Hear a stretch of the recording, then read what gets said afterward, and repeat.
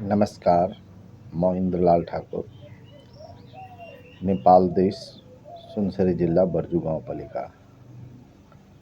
आज म आफ्नो देशको छिमेकी राष्ट्रसँग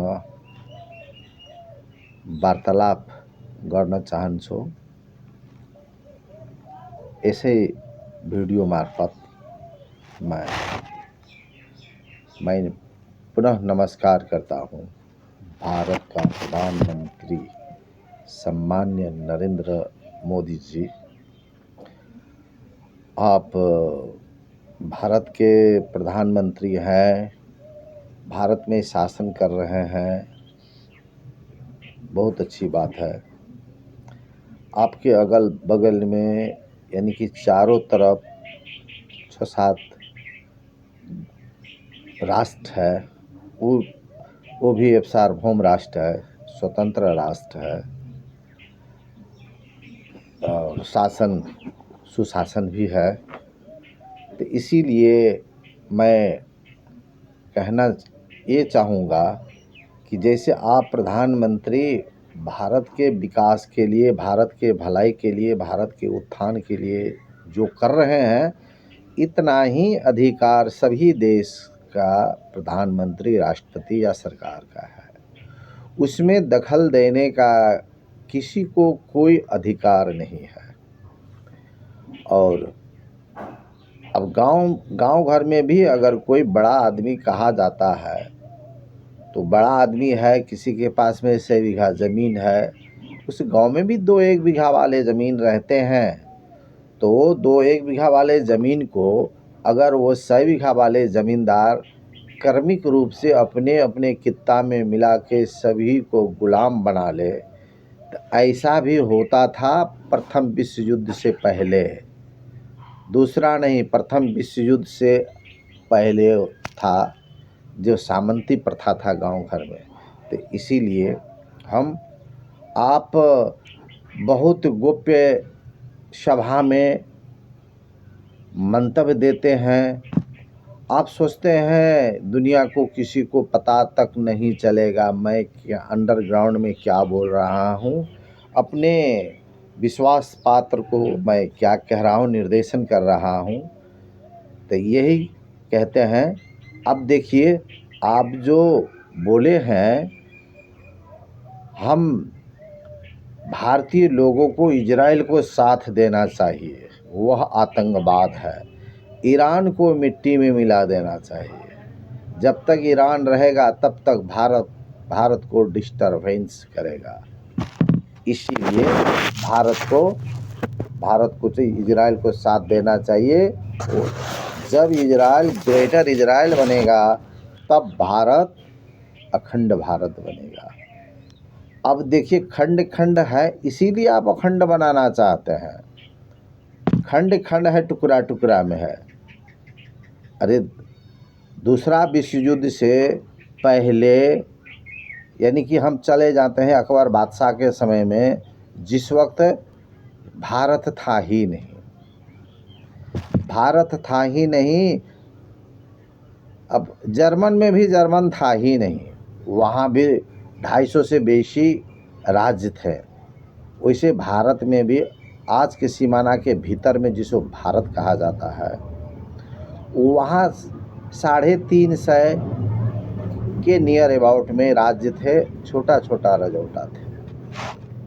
क्रमिक रूप में अंग्रेज ने 1600 ईस्वी में प्रवेश करके क्रमिक रूप में संपूर्ण को लड़ा के सिग्नेचर करा के आहिस्ता करके पूरा भारत को गुलाम बना दिया था।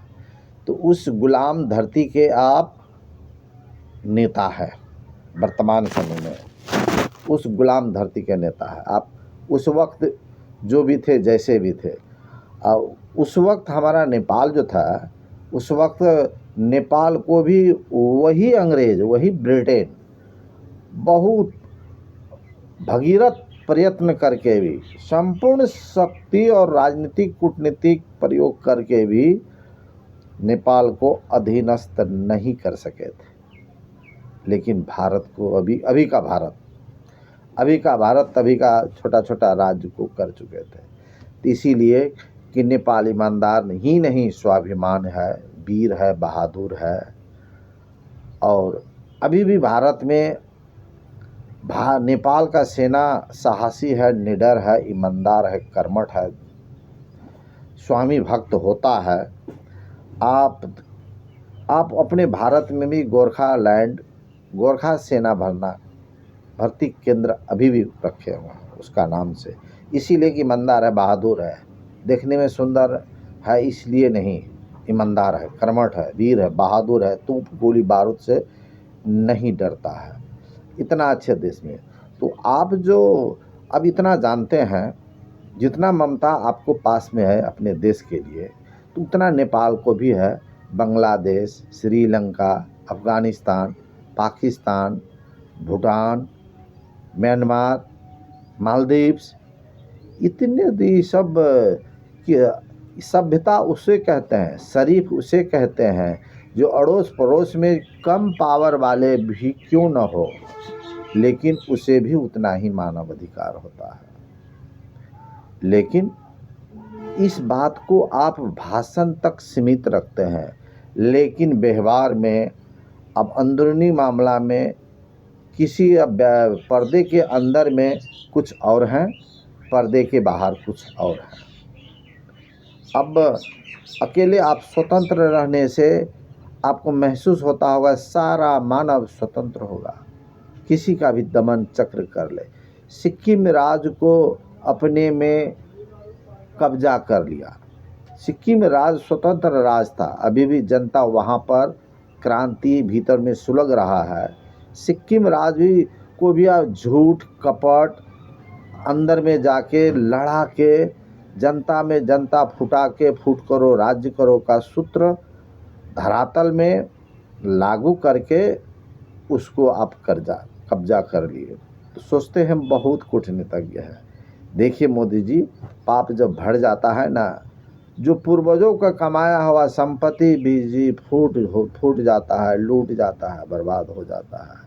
तो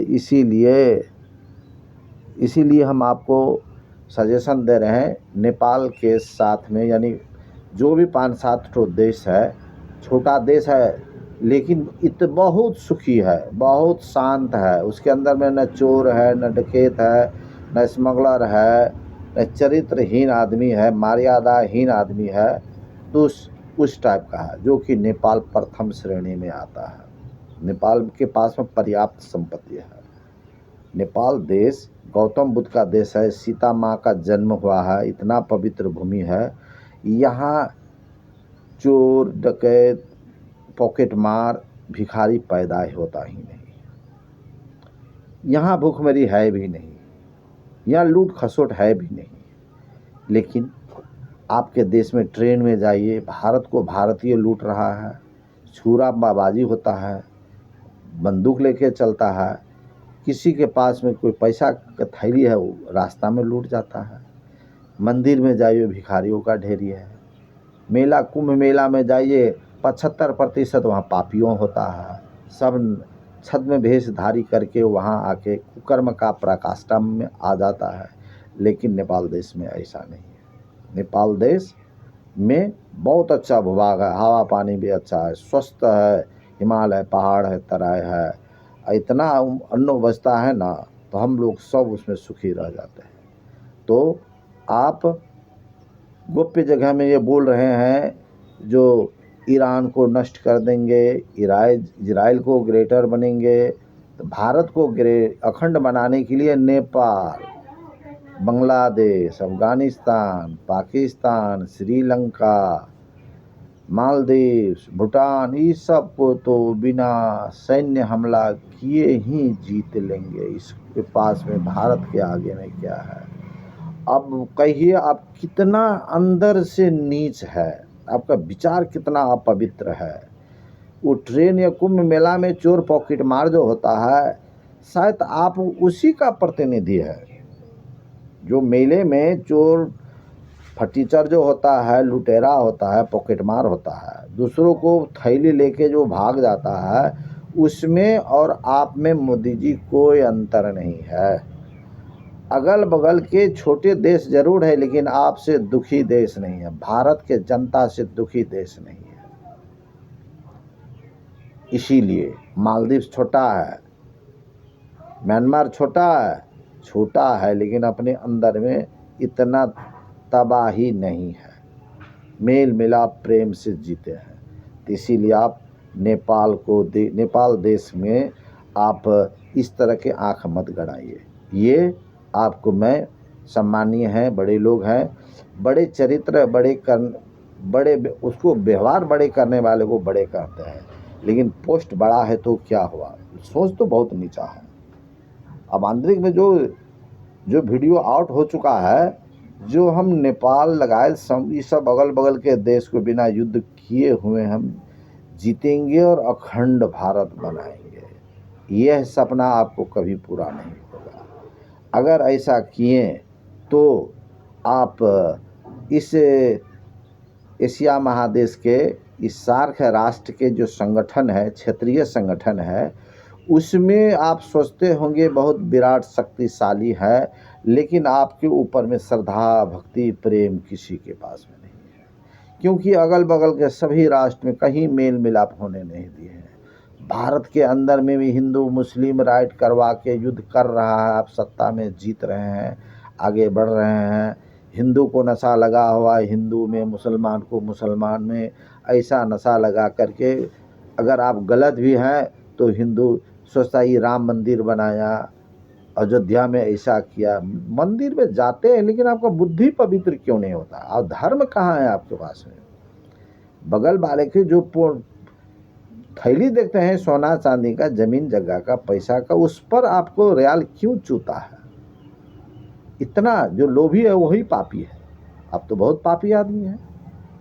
आप ऐसे अंदर बाहर से कहते हैं कि नेपाल में बहुत पुराने मित्र हैं, वैदिक काल से हैं, त्रेता युग में सीता, इधर अयोध्या का राम, वैवाहिक संबंध हुआ है, कुटुंब है, बेटी रोटी का संबंध है। कितना आप ढकोसले वाले बात बोलते हैं, कितना खोखले बात बोलते हैं।